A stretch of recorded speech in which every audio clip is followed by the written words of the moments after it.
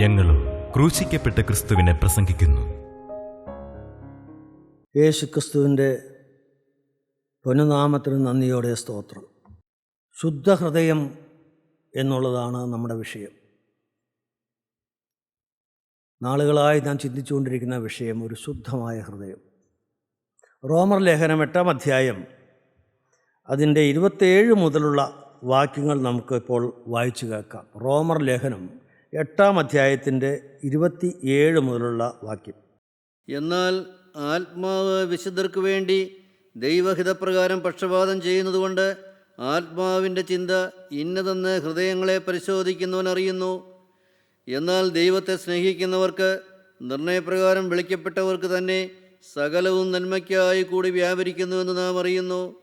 അവൻ മുന്നറിഞ്ഞവരെ തൻ്റെ പുത്രൻ അനേകം സഹോദരന്മാരിൽ ആദ്യജാതനാകേണ്ടതിന് അവൻ്റെ സ്വരൂപത്തോട് അനുരൂപരാകുവാൻ മുൻ നിയമിച്ചുമിരിക്കുന്നു.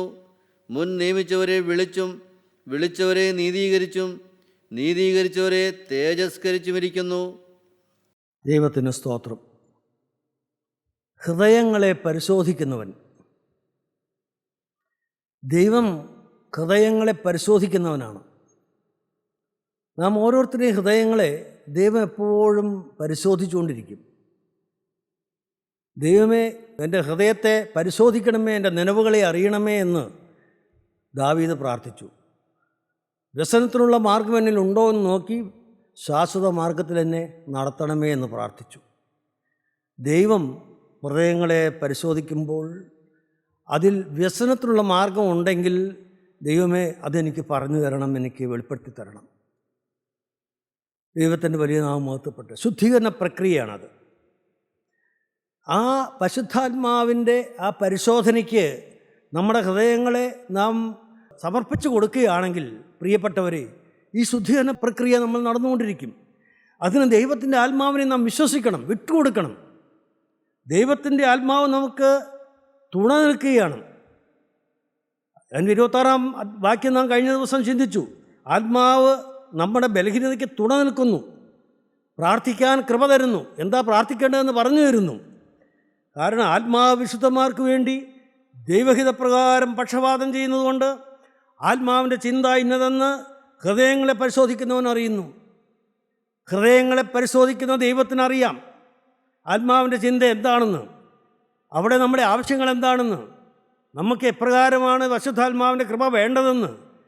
ഏത് കൃപയാണ് നിങ്ങൾക്ക് ആവശ്യം? ഈ ലോകത്തിലുള്ള എന്തെങ്കിലും കാര്യങ്ങൾ നേടാനുള്ള കൃപയാണോ, അതോ നിങ്ങൾക്ക് ശുദ്ധീകരണത്തിനുള്ള കൃപയാണോ വേണ്ടത്? പാപം വിട്ട് ജീവിക്കാനുള്ള കൃപയാണോ വേണ്ടത്? ഒരു നീതിമാനും വിശുദ്ധനും ആകാനുള്ള കൃപയാണോ വേണ്ടത്? സ്വർഗരാജ്യത്തിൻ്റെ അവകാശിയാകാനുള്ള കൃപയാണോ നിങ്ങൾക്ക് വേണ്ടത്? നിങ്ങളുടെ ഹൃദയങ്ങളെ പരിശോധിക്കുന്നവൻ അറിയും നിങ്ങളുടെ ഉള്ളത്തിൽ എന്താണ് ആഗ്രഹം. ദൈവഹിതപ്രകാരം പരിശുദ്ധാത്മാവ് പക്ഷപാതം ചെയ്യുന്നതുകൊണ്ട് ആത്മാവിൻ്റെ ചിന്ത ഇന്നതെന്ന് ഹൃദയങ്ങളെ പരിശോധിക്കുന്നവൻ അറിയുന്നു. പ്രിയപ്പെട്ടവരെ, അതുകൊണ്ട് നമുക്ക് എന്ത് ചെയ്യണം? നമ്മുടെ ഹൃദയങ്ങളെ ദൈവത്തിന് വേണ്ടി വിട്ടുകൊടുക്കണം. പരിശുദ്ധാത്മാവിന് ശോധന ചെയ്യാൻ വിട്ടുകൊടുക്കണം. എൻ്റെ ഇഷ്ടമല്ല കർത്താവേ, അപ്പോഴാണ് പ്രാർത്ഥിക്കാൻ നാം പഠിക്കുന്നത്. ദൈവമേ, എൻ്റെ ഇഷ്ടമല്ല, നിൻ്റെ ഇഷ്ടം തന്നെ നടക്കണം. നമ്മുടെ കർത്താവ് പഠിപ്പിച്ച പ്രാർത്ഥന. ദൈവത്തിന് വലിയ നാമം മഹത്വപ്പെടട്ടെ. നിൻ്റെ ഇഷ്ടം സ്വർഗത്തിലെ പോലെ ഭൂമിയിലും ആകണമേ. കർത്താവേ, നിൻ്റെ ഇഷ്ടം എന്നിൽ കൂടി നിറവേറണമേ.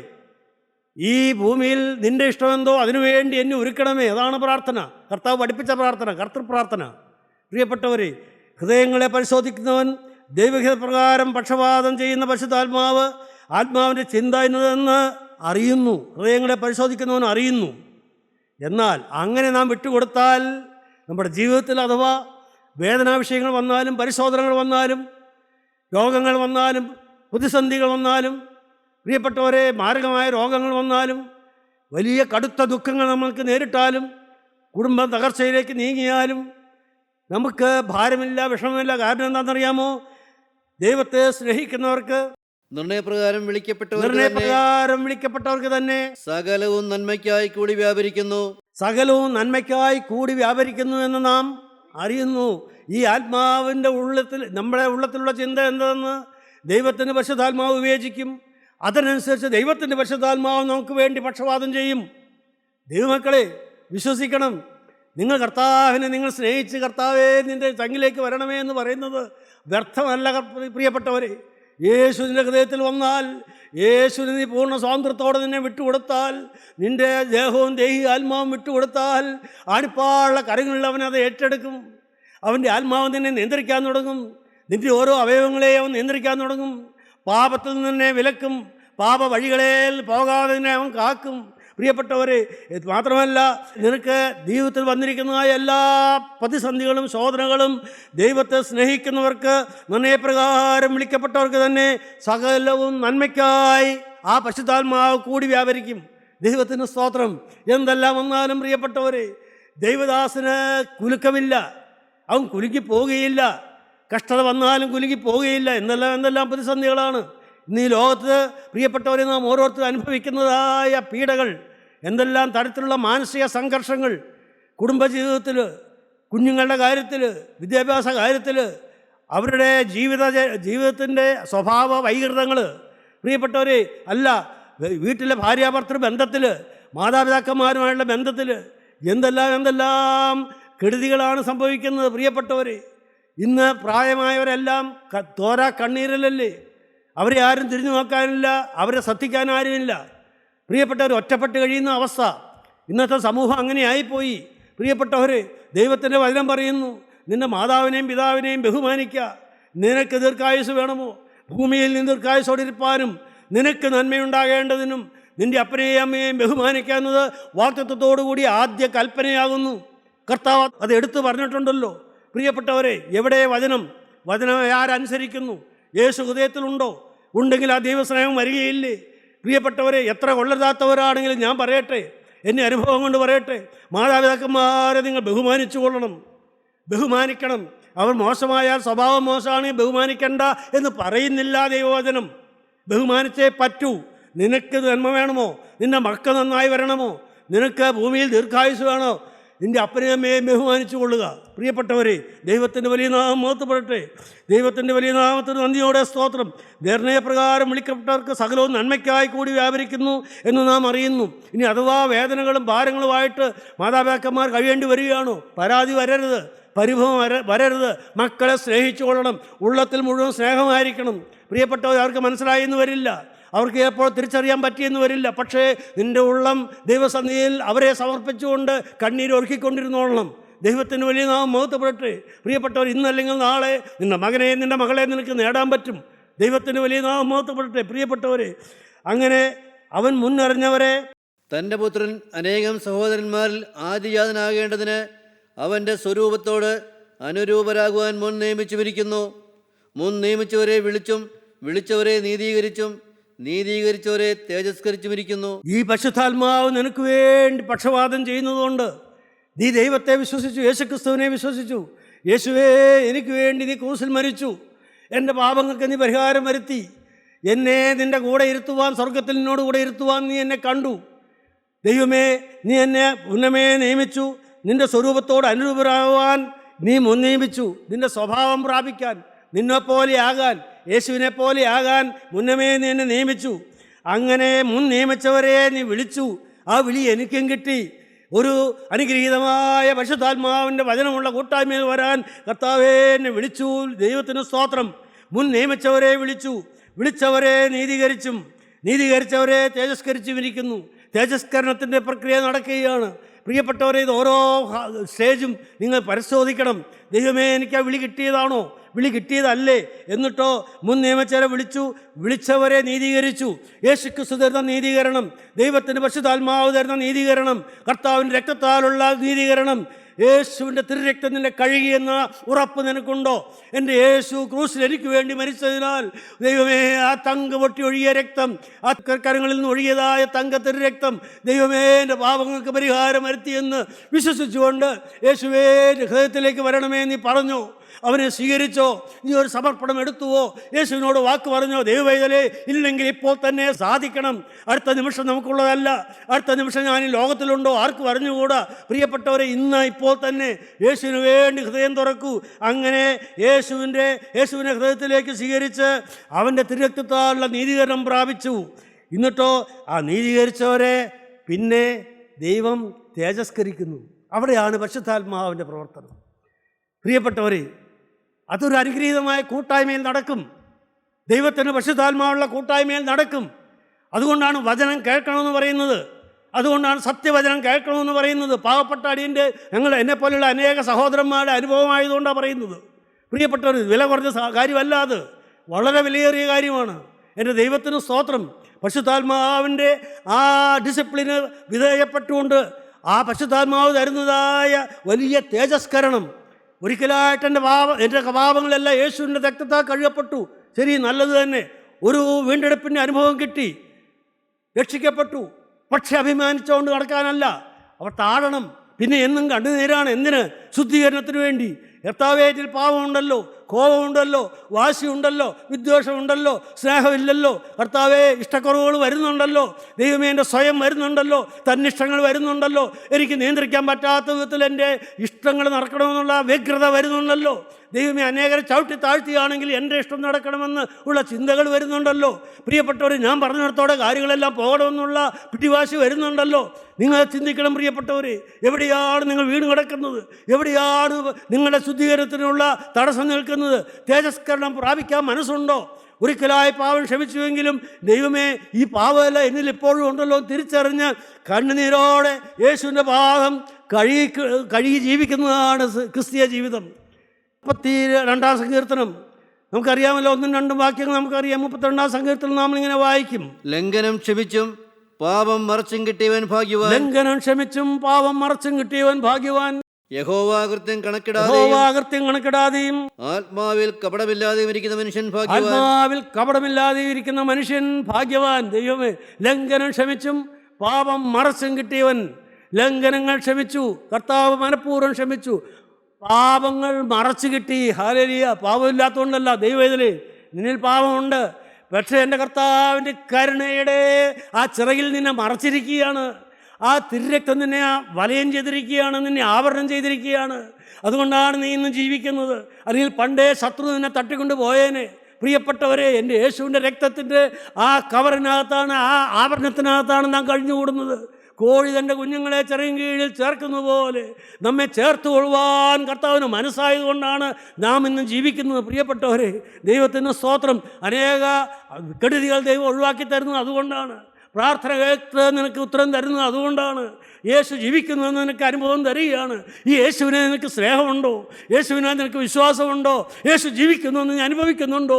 നിൻ്റെ അവൻ്റെ പരിശുദ്ധാത്മാവാണ് നിന്നോട് വാദിക്കുന്നതെന്ന് നീ വിശ്വസിക്കുന്നുണ്ടോ? നിൻ്റെ കുഞ്ഞുങ്ങൾക്ക് ഈ വചനം എങ്ങനെയെങ്കിലും കൊടുക്കാൻ നീ അധ്വാനിക്കുന്നുണ്ടോ? നിൻ്റെ തലമുറകളെ യേശുവിൻ്റെ കരയിൽ ഏൽപ്പിക്കാനുള്ള വ്യഗ്രതയും അതിനുള്ള താല്പര്യമാണോ നിനക്കുള്ളത്?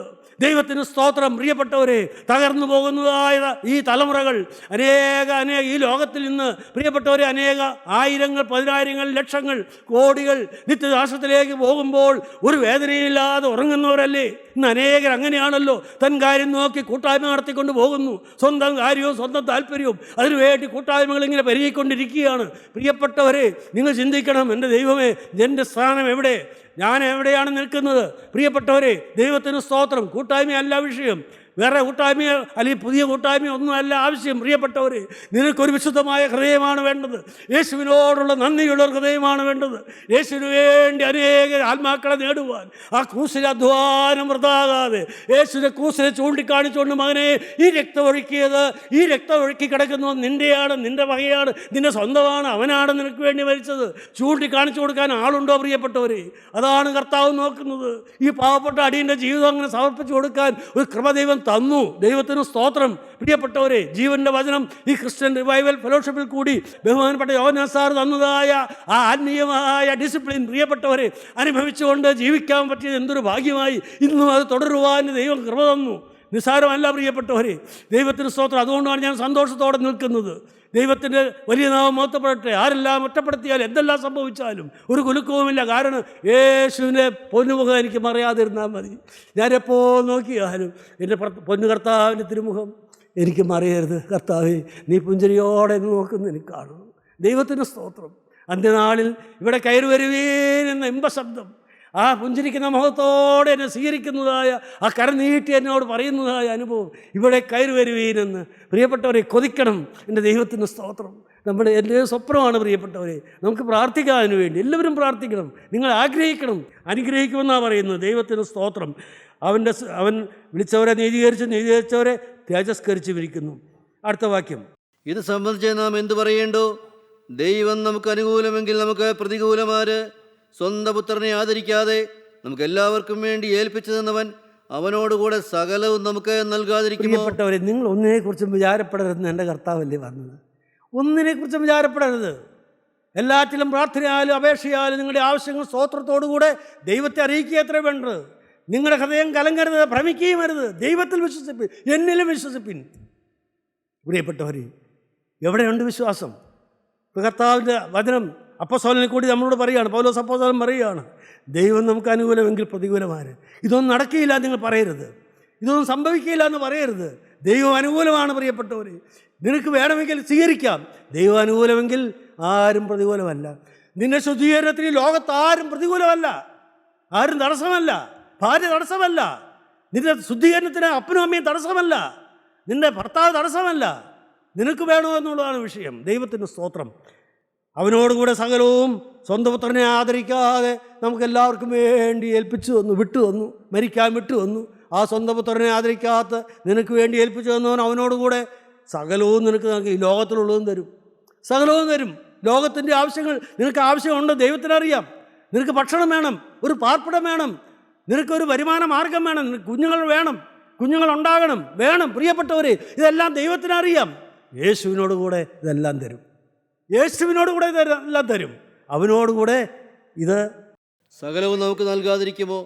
അവനോടുകൂടി ഇതെല്ലാം സ്വന്തം പുത്രനെ ആദരിക്കാൻ നമുക്ക് എല്ലാവർക്കും ഏൽപ്പിച്ചു തന്നവൻ അവനോടുകൂടെ സകലവും നമുക്ക് നൽകും.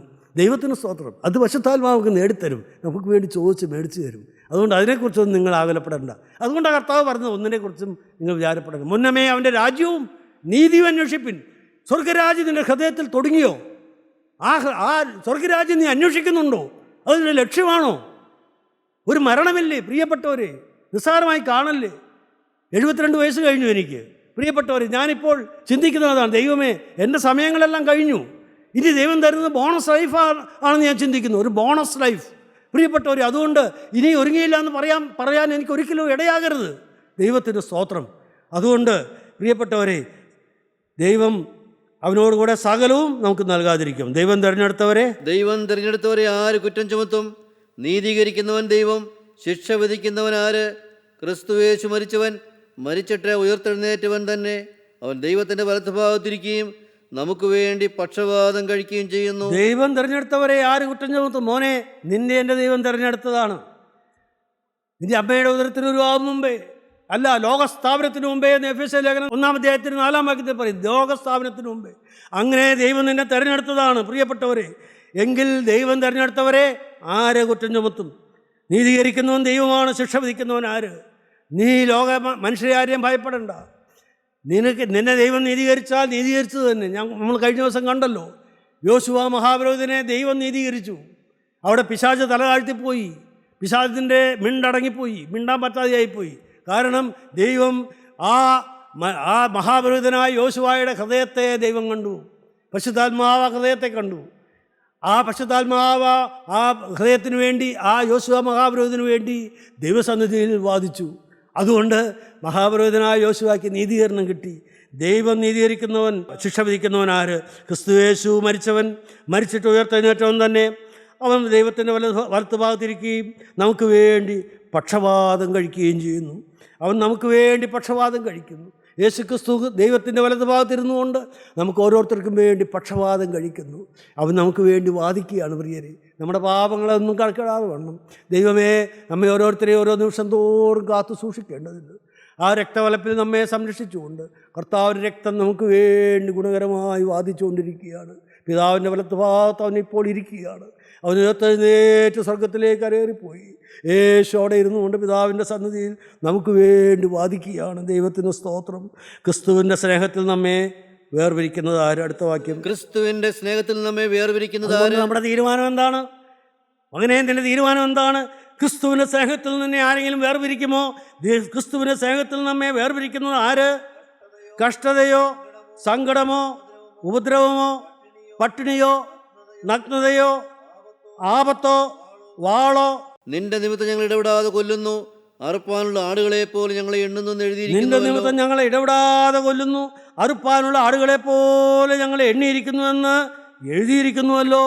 നാമോ നമ്മെ സ്നേഹിച്ചവൻ മുഖാന്തരം ഇതിലൊക്കെയും പൂർണ്ണ ജയം പ്രാപിക്കുന്നു. ദൈവമേ, ഇതെന്തെല്ലാം വന്നാലും ദൈവമേ, എന്തെല്ലാമാണ് ദൈവത്തിന്റെ വലിയ നാമോത്തപ്പെട്ട കഷ്ടതയോ സങ്കടമോ ഉപദ്രവമോ മറ്റുള്ളൊരാളുള്ള ഉപദ്രവമോ പട്ടിണിയോ ഭക്ഷണം കഴിക്കാനില്ല പട്ടിണിയോ നഗ്നതയോ വസ്ത്രം ധരിക്കാനില്ല നഗ്നതയോ ആപത്തുകൾ വന്നോട്ടെ, ഡേഞ്ചറുകൾ വന്നോട്ടെ, വാളോ ആരെങ്കിലും കൊന്നോട്ടെ, എൻ്റെ ജീവന് ഭീഷണി ആയിക്കോട്ടെ, വാളോ എന്തും വരട്ടെ. അങ്ങനെ വരുമ്പോൾ നിന്റെ മനോഭാവം എന്താണ്? നിന്റെ നിമിത്തം ഞങ്ങളെ ഇടപെടാതെ കൊല്ലുന്നു, അറുപ്പാനുള്ള ആടുകളെ പോലെ ഞങ്ങളെ എണ്ണുന്നു എന്ന് എഴുതിയിരിക്കുന്നു. ദൈവമേ സ്തോത്രം. ഇംഗ്ലീഷ് വേദോസത്തിൽ ഞാനത് വായിച്ചു അനുഭവപ്പെട്ടു പോയി. We must be ready to face death at every moment of the day. We must be willing to face death, ready to face death at every moment of the day. We are like sheep awaiting slaughter. We are like sheep awaiting slaughter. കൊല്ലപ്പെടുവാനായിട്ട് അറുക്കാനുള്ള ആടുകളെ പോലെ. We are like sheep awaiting slaughter. എപ്പോഴാണ് കൊല്ലുന്നതെന്ന് അറിഞ്ഞുകൂടാ. ഒരു ആടിനെ അതിനെ അറുക്കാനായിട്ട് മാറ്റി വെച്ചിരിക്കുന്നതായ ഒരാട്, ആ ആടിനെ എപ്പോഴാണ് കൊല്ലുന്നതെന്ന് ആടിനറിയാൻ മേല. ഏത് നിമിഷവും അവൻ്റെ കഴുത്തിൽ കത്തി വീഴാം. പ്രിയപ്പെട്ടവർ, അതുപോലെയാണ് ഒരു ദൈവവിശ്വാസിയുടെ അവസ്ഥ എന്ന് പറയുന്നത്. അറുക്കപ്പെടാം. ദൈവത്തിന് സ്തോത്രം, ദൈവത്തിന് വലിയ നാമോത്തപ്പെട്ട്. We must be ready to face death at every moment of the day. We are like sheep awaiting slaughter. But despite all this, overwhelming victory is ours through Christ, who loved us enough to die for us. നമുക്ക് വേണ്ടി മരിക്കാൻ പോലും തയ്യാറായ യേശുക്രിസ്തു നമുക്ക് സ്വന്തമായിട്ടുണ്ടെങ്കിൽ ഇതൊന്നും നമ്മെ അലട്ടുകയില്ല. ഇതൊന്നും നമ്മുടെ ഒരു വിഷയമല്ല. നമുക്ക് വിക്ടറി കിട്ടും, ജയം കിട്ടും. നമ്മുടെ കർത്താവായ യേശുക്രിസ്തു മുഖാന്തരം നമുക്ക് ജയം നൽകുന്ന ദൈവത്തിന് സ്തോത്രം. യേശുക്രിസ്തു മുഖാന്തരം ജയം കിട്ടും. മരിച്ചോട്ടെ, പക്ഷേ എൻ്റെ ആത്മാവ് എൻ്റെ ദൈവത്തിൻ്റെ സന്നിധിയിൽ സന്തോഷത്തോടെ എന്നും നിത്യനിത്യങ്ങൾ വാഴും. അതുപോലെ പ്രിയപ്പെട്ടവരെ, ദൈവത്തിന് സ്തോത്രം. മരണത്തിനോ ജീവനോ ദൂതന്മാർക്കോ ദൂതന്മാർക്കോ വാഴ്ചകൾക്കോ അധികാരങ്ങൾക്കോ ഇപ്പോഴുള്ളതിനോ വരുവാനുള്ളതിനോ ഉയരത്തിനോ ആഴത്തിനോ മറ്റു യാതൊരു സൃഷ്ടിക്കോ കർത്താവായ യേശുക്രിസ്തുവിലുള്ള ദൈവ സ്നേഹത്തിൽ നമ്മെ വേർതിരിപ്പാൻ കഴിയില്ല എന്ന് ഞാൻ ഉറച്ചിരിക്കുന്നു. ഹല്ലേലൂയ. ദൈവത്തിൻ്റെ പരിശുദ്ധാത്മാവ്, പ്രിയപ്പെട്ടവരെ, അപ്പോസ്തലൻ പറയാനുള്ളത് അതാണ്. ഞാൻ ഉറച്ചിരിക്കുന്നു. ഹല്ലേലൂയ. എന്താണ് ഉറച്ചിരിക്കുന്നത്? നമ്മുടെ കർത്താവായ യേശുക്രിസ്തുവിലുള്ള ദൈവസ്നേഹത്തിൽ നിന്ന് ഈ മരണമോ ദുഃഖമോ അപകടമോ അല്ലെങ്കിൽ ഭീഷണിയോ ദാരിദ്ര്യമോ ദുഃഖമോ രോഗമോ എന്തും ആവട്ടെ, ഇതിലൊന്നും എൻ്റെ കർത്താവായ യേശുക്രിസ്തുവിലുള്ള ദൈവസ്നേഹത്തിൽ നിന്ന് നമ്മെ വേർതിരിപ്പാൻ കഴിയുകയില്ല എന്ന് ഞാൻ ഉറച്ചിരിക്കുന്നു. ഈ ഒരു ഉറപ്പും നിർണയവും, ആ ഉറപ്പ് നമുക്ക് വേണം പ്രിയപ്പെട്ടവരെ. ആ ഉറപ്പ് നമുക്ക് വേണം. ദൈവത്തിൻ്റെ വലിയ നാമം മഹത്വപ്പെടട്ടെ. ദൈവത്തിൻ്റെ സ്തോത്രം. ദൈവസ്നേഹം നമ്മളോട് വാദിച്ചുകൊണ്ടിരിക്കുകയാണ്. നിങ്ങളെന്ത് തീരുമാനിക്കുന്നു എൻ്റെ പ്രിയപ്പെട്ടവരെ? കർത്താവ് പറയുന്നു, മോനെ, പാപമുണ്ട്, നീ നിരാശപ്പെടേണ്ട കാര്യമില്ല, ഞാൻ നിന്നെ സ്നേഹിക്കുന്നു. സങ്കീർത്തനം 103 സങ്കീർത്തനത്തിൻ്റെ 8 മുതലുള്ള ഏതാനും വാക്യങ്ങളൊന്ന് വായിക്കാം. 103 സങ്കീർത്തനം 8 മുതലുള്ള വാക്യങ്ങൾ. യഹോവ കരുണയും കൃപയും നിറഞ്ഞവനാകുന്നു. ദീർഘക്ഷമയും മഹാദയമുള്ളവൻ തന്നെ. എല്ലായ്പ്പോഴും ഭർഷിക്കയില്ല. എന്നേക്കും കോപം സംഗ്രഹിക്കുകയുമില്ല. അവൻ നമ്മുടെ പാപങ്ങൾക്കൊത്തവണ്ണം നമ്മോട് ചെയ്യുന്നില്ല. നമ്മുടെ അകൃത്യങ്ങൾക്കൊത്തവണ്ണം നമ്മോട് പകരം ചെയ്യുന്നതുമില്ല. ആകാശം ഭൂമിക്ക് മീതെ ഉയർന്നിരിക്കുന്നത് പോലെ അവന്റെ ദയ അവന്റെ ഭക്തന്മാരോട് വലുതായിരിക്കുന്നു. ഉദയമസ്തമയത്തോട് അകന്നിരിക്കുന്നത് പോലെ അവൻ നമ്മുടെ ലംഘനങ്ങളെ നമ്മോട് അകറ്റിയിരിക്കുന്നു. പ്രിയപ്പെട്ടവരെ, ദൈവത്തിൻ്റെ കരുണാകൃപ ഒരിക്കലും ഉദയാസ്തമയത്തോട് അടുത്തല്ലല്ലോ ഇരിക്കുന്നത്, എപ്പോഴും അകന്നിരിക്കും. അതുപോലെ നമ്മുടെ ലംഘനങ്ങളെ അവൻ നമ്മോട് അകറ്റി, ലംഘനങ്ങളെ കണക്കിടുന്നില്ല എന്നർത്ഥം. പ്രിയപ്പെട്ടവർ, അപ്പന് മക്കളോട് കരുതുന്നത് പോലെ യഹോവയ്ക്ക് തൻ്റെ ഭക്തന്മാരോട് കരുതുന്നു. മോനെ, നീ ഭക്തനായോ? ഹൃദയം അവന് കൊടുത്തോ? ജീവിത സമർപ്പണം നീ എടുത്തോ? പ്രിയപ്പെട്ടവരെ, അങ്ങനെയുള്ളവരുടെ ലംഘനങ്ങൾ, പാപങ്ങളെല്ലാം സമുദ്രത്തിൻ്റെ ആഴത്തിൽ കർത്താവ് എറിഞ്ഞു കളയുമെന്നാണ് മീഖാ പ്രവചനം പറയുന്നത്. 7-ാം അധ്യായത്തിന്റെ 18-19 വാക്യങ്ങൾ. മീഖാ പ്രവചനം. അകൃത്യം ക്ഷമിക്കുകയും അകൃത്യം ക്ഷമിക്കുകയും തന്റെ അവകാശത്തിൽ ശേഷിപ്പുള്ളവരോട് തന്റെ അവകാശത്തിൽ ശേഷിപ്പുള്ളവരോട് അതിക്രമം മോചിക്കുകയും ചെയ്യുന്നവന് അതിക്രമങ്ങൾ മോചിക്കുകയും ചെയ്യുന്ന നിന്നോട് സമനായ ദൈവമാരുള്ളൂ. നിന്നോട് സമനായ ദൈവമാരുള്ളൂ. അവൻ എന്നേക്കും കോപം വെച്ചുകൊള്ളുന്നില്ല. എന്നേക്കും കോപം വെച്ച് കൊള്ളുന്നില്ല. ദയയിലല്ലോ അവന് പ്രസാദമുള്ളത്. ദയയിലല്ലോ അവന് പ്രസാദമുള്ളത്. അവൻ നമ്മോട് വീണ്ടും കരുണ കാണിക്കും. നമ്മോട് വീണ്ടും കരുണ കാണിക്കും. നമ്മുടെ അകൃത്യങ്ങളെ ചവിട്ടിക്കളയും. നമ്മുടെ അകൃത്യങ്ങളെ ചവിട്ടിക്കളയും. നമ്മുടെ പാപങ്ങളെ ഒക്കെയും നീ സമുദ്രത്തിന്റെ ആഴത്തിലേക്ക് ഇട്ടുകളയും. ഒരിക്കലും പൊങ്ങി വരാതെ വേണം സമുദ്രത്തിന്റെ ആഴത്തിലേക്ക് നമ്മുടെ പാപങ്ങളെ എല്ലാം ഇട്ടുകളയുന്ന സ്നേഹസമ്പന്നനായ ദൈവം. അവൻ്റെ കരുണ എത്രയോ വലുതാണ് പ്രിയപ്പെട്ടത്. നിങ്ങൾ വിശ്വസിക്കൂ, നിങ്ങളുടെ പാപത്തിനെല്ലാം പരിഹാരമുണ്ട്. അവൻ നിങ്ങളെ സ്നേഹിക്കുന്നു. ദൈവത്തിന് സ്തോത്രം. പിതാക്കന്മാർ അതുകൊണ്ടാണ് പ്രാർത്ഥിച്ചത്, കർത്താവേ, നിൻ്റെ കരുണാസമുദ്രത്തിൻ്റെ വലിപ്പത്തിങ്കൽ ഞങ്ങളുടെ പാപാസംഖ്യമെങ്കിലും അത് ചെളിയുടെ ഒരു തുള്ളി പോലെ മാത്രം ഇരിക്കുന്നു എന്ന്.